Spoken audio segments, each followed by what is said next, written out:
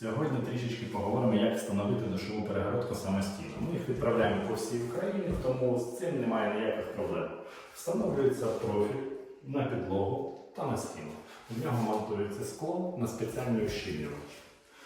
Дверцята вішаються на завісах. Все, що вам потрібно, саме найважче в цьому монтажі, це просверлити отвори в стіні. Все інше збирається просто на шестигранниках за допомогою звичайної викрутки та ключів. Ось таку душову, в принципі, можна змонтувати за 3-4 години і приймати вже душ. Спеціальних навиків для монтажа цієї душової перегородки не потрібно мати. Потрібно просто бути акуратним.